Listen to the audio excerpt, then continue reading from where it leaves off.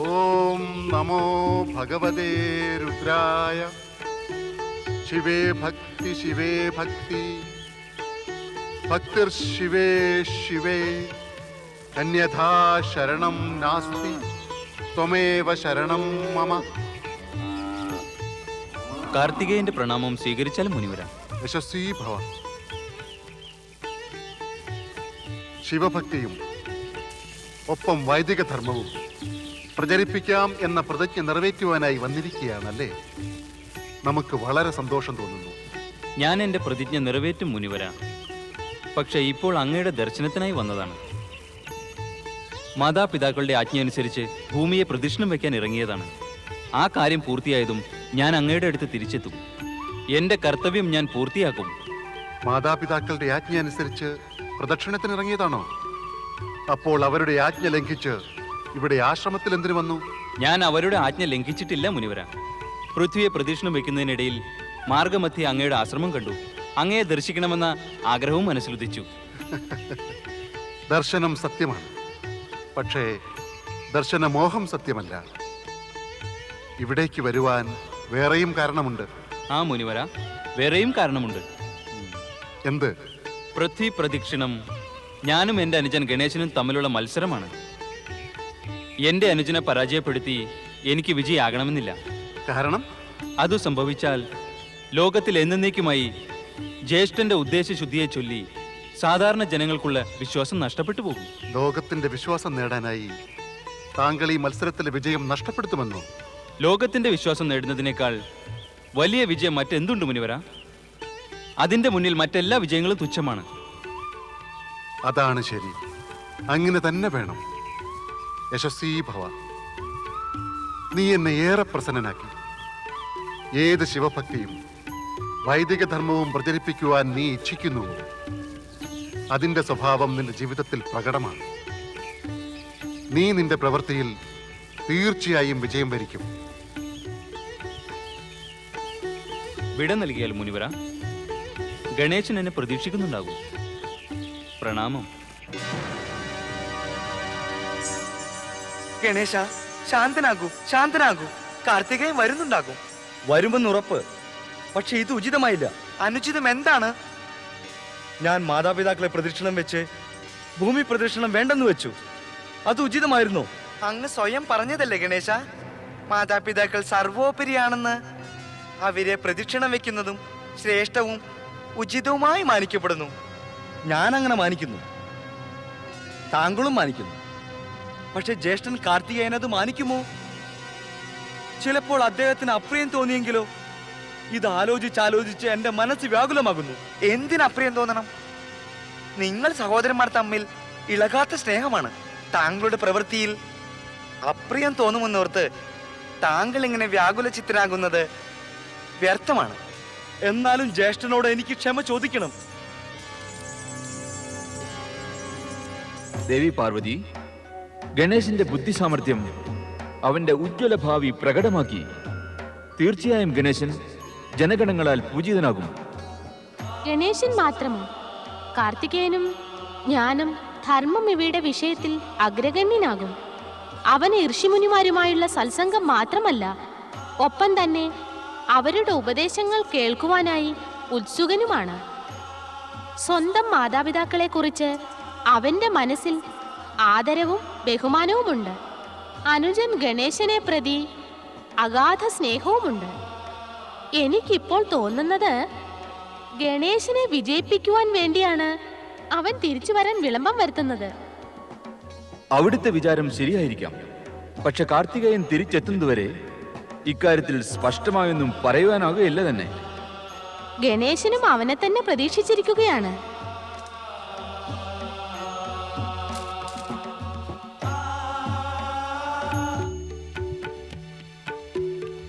ഗണേശ, അതാ നോക്കൂ, കാർത്തികകുമാരൻ വരുന്നു.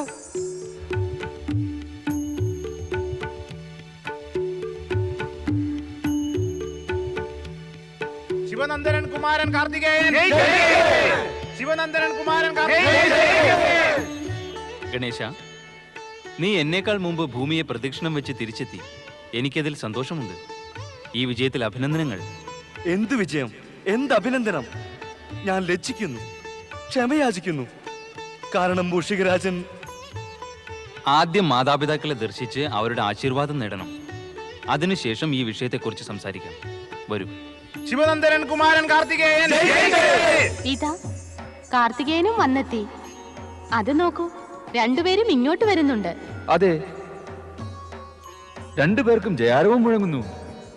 അപ്പോൾ രണ്ടുപേരുടെയും വിവാഹത്തെക്കുറിച്ച് തീർച്ചയായും തീരുമാനമെടുക്കാം.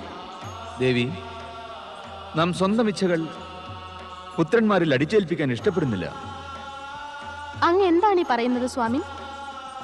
പുത്രന്മാരുടെ വിവാഹം മാതാപിതാക്കളുടെ ഇച്ഛ അനുസരിച്ച് തന്നെ നടക്കണം. തീർച്ചയായും ദേവി. പക്ഷെ കാർത്തികേയൻ വിവാഹം ചെയ്യുന്നതിൽ അനിഷ്ടം പ്രകടിപ്പിച്ചു കഴിഞ്ഞു. ധർമ്മകാര്യത്തിനും ലോകമംഗളത്തിനും വേണ്ടി ശിവനന്ദനൻ കുമാരൻ കാർത്തികേയൻ.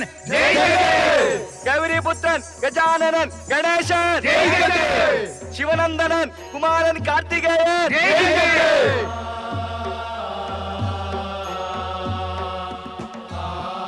നിങ്ങൾ രണ്ടുപേരും ഭൂപ്രദക്ഷിണ മത്സരത്തിൽ വിജയികളായിരിക്കുന്നു. ഗണേശൻ ബുദ്ധികുശലത കൊണ്ട് മാതാപിതാക്കളെ പ്രദക്ഷിണം വെച്ച് ഭൂപ്രദക്ഷിണത്തിന്റെ പുണ്യം നേടിയിരിക്കുന്നു. പിന്നെ കാർത്തികേയൻ ഭൂമിയെ പ്രദക്ഷിണം വെച്ച് മാതാപിതാക്കളുടെ ആജ്ഞ പാലിച്ചു. ഓം നമ ശിവായ. ഓം നമ ശിവായ. വരൂ നാരദ, നീ എപ്പോഴും വാർത്തകൾ കൊണ്ടുവരുന്നു. ഇന്ന് വാർത്ത കൊണ്ടുപോകണം. ഭഗവാൻ, എന്താണ് ആ ശുഭവാർത്ത? കൈലാസത്തിൽ നിന്ന് പ്രചരിപ്പിക്കപ്പെടുന്നതായിട്ട് ഞാനും അറിയട്ടെ. ഗണേശനും കാർത്തികേയനും പൃഥ്വി പ്രദക്ഷിണ മത്സരത്തിൽ വിജയികളായി തിരിച്ചെത്തി. നിസ്സന്ദേഹം ശുഭവാർത്ത തന്നെ. മത്സരത്തിൽ രണ്ടുപേരും വിജയിക്കുക സർവ്വലോകത്തിനും ശുഭസന്ദേശമാണ്. ശുഭസന്ദേശം എങ്ങനെ നാരദ? ദേവി, സാധാരണ മത്സരത്തിൽ ഈർഷ്യ, അഹങ്കാരം, പിന്നെ ദുർഭാവനകളും ഉണ്ടാകാറുണ്ട്. പക്ഷെ ഈ മത്സരം ഒരു സവിശേഷ മത്സരമായി മാനിക്കപ്പെടും. സ്കന്ദകുമാരൻ കാർത്തികേയൻ മന്ദഗതിയിൽ തന്റെ മയൂരവാഹനത്തിൽ സഞ്ചരിച്ചു അനുജൻ ഗണേശൻ വിജയിക്കാൻ. എന്നാൽ ഗണേശനോ വിജയലാഭം മോഹിച്ചിട്ടല്ല, മാതാപിതാക്കളുടെ ആജ്ഞ പരിപാലിക്കുക എന്ന ഉദ്ദേശത്തോടെ മാതാപിതാക്കളെ പ്രദക്ഷിണം വച്ചു. ദേവി, ഈ ആദർശ മത്സരം ലോകത്തിനൊരു ശുഭസന്ദേശം നൽകുകയല്ലേ? ഇങ്ങനെ മത്സരം സദ്ഭാവനയോടെയെങ്കിൽ രണ്ടു പക്ഷവും സന്തുഷ്ടരും വിജയികളുമാകുമെന്ന്. നാരദ, നീ വാർത്തയെ ശുഭസന്ദേശമാക്കി മാറ്റിയല്ലോ. നാരായണ നാരായണ. മാറ്റുവാനും നശിപ്പിക്കുവാനും നാരദൻ എങ്ങനെ സാധിക്കാനാണ് ഭഗവാൻ വിശ്വനാഥ? ഇതെല്ലാം അങ്ങയുടെ ലീലയല്ലേ? സാത്വിക ഗുണങ്ങളാൽ സമ്പന്നരായ അവിടുത്തെ പുത്രന്മാർ അഭിനന്ദനത്തിന് പാത്രങ്ങൾ തന്നെ. അവരുടെ മാതാപിതാക്കളായതിന്റെ പേരിൽ അവിടത്തേക്ക് അനുമോദനം. അനുമോദനങ്ങളുടെ ഭണ്ഡാകാരം സുരക്ഷിതമായി വെച്ചുകൊള്ളുക നാരദ. ഞങ്ങൾ വേഗം തന്നെ രണ്ടുപേരുടെയും വിവാഹം നടത്തുന്നുണ്ട്. ആ സമയം ആവശ്യം നേരിടും. ഞാൻ ഇരുവർക്കും വേണ്ടി കന്യകമാരെ തീരുമാനിച്ചു കഴിഞ്ഞു. ഭഗവാൻ വിശ്വനാഥന്റെ ഇച്ഛാനുസരണം ഞാൻ രാജാ വിശ്വരൂപന് അവിടുത്തെ സന്ദേശം നൽകിയിരുന്നു. അദ്ദേഹം തന്റെ രണ്ട് പുത്രിമാരുമൊത്ത് ഈ വിഷയം സംസാരിക്കുവാനായി ഇവിടെ വരികയും ചെയ്തു. ദേവി, വിശ്വനാഥൻ, അധികം വിളംബം വരുത്തരുതേ. ഞാൻ ഉടൻ തന്നെ അങ്ങയുടെ തീരുമാനം അവരെ അറിയിക്കാം. ഇല്ല ദേവർഷി, ഇല്ല, അത് സംഭവ്യമല്ല. സംഭവ്യമല്ലേ? നാരായണ നാരായണ. കൈലാസത്തിലെ ഈ പുണ്യഭൂമിയിൽ ശക്തി സ്വരൂപ ദേവി പാർവതിയുടെയും ത്രിലോകങ്ങൾക്കും നാഥൻ പിതാവ് ഭഗവാൻ വിശ്വനാഥന്റെയും ഗുണസമ്പന്നനായ പുത്രൻ കുമാരൻ കാർത്തികേയന് അസംഭവ്യം എന്തുണ്ട്? ഈ സത്യം ശക്തിയുടെയും സാമർത്ഥ്യത്തിന്റെയും പര്യായമാണ് ദേവർഷി. പക്ഷേ വിവാഹത്തിന്റെ വിഷയം സർവ്വതാ ഭിന്നമാണ്. വിവാഹം കഴിക്കുകയില്ല എന്ന തീരുമാനം മുൻപേ ഞാൻ സ്പഷ്ടമാക്കിയിട്ടുള്ളതാണ്. ഈ വിഷയത്തിൽ എന്നെ അധികം വിവശനാക്കാതിരിക്കണം, അതാണ് എനിക്കിഷ്ടം. എനിക്ക് ദക്ഷിണദേശത്തിലേക്ക് പോകാൻ ദയവായി അനുമതി നൽകിയാലും. അങ്ങനെ ഞാൻ അഗസ്ത്യ മുനിക്ക് നൽകിയ വാഗ്ദാനം പൂർത്തീകരിക്കട്ടെ. ജ്യേഷ്ഠ, അങ്ങ് വിവാഹം ചെയ്യുന്നില്ലെങ്കിൽ ഞാനും ഈ ജന്മം അവിവാഹിതനായി കഴിയും. നീ എന്തിന് അവിവാഹിതനാകണം? ഞാനും ജ്യേഷ്ഠനോട് അതുതന്നെയാണ് ചോദിക്കുന്നത്. ഞാൻ പലതവണ സ്പഷ്ടമായി പറഞ്ഞതാണ്, ഞാൻ ധർമ്മവും ശിവഭക്തിയും പ്രചരിപ്പിക്കുവാനാണ് ആഗ്രഹിക്കുന്നതെന്ന്. എന്റെ ജീവിതോദ്ദേശവും മാർഗവും ഭിന്നമാണ്. വിവാഹം അതിന് വിഘ്നമാകും. പക്ഷെ നീ അങ്ങനെ ഒരു സ്ഥിതിയിലല്ല. അതിനാൽ നീ വിവാഹം ചെയ്യുക തന്നെ വേണം. ഗണേശ, നമുക്ക് കാർത്തികേയനെ വിവാഹത്തിന് നിർബന്ധിക്കാനാകില്ല. സ്ഥിതി സ്പഷ്ടമാണ്. നീ വിവാഹം ചെയ്യുക തന്നെ വേണം.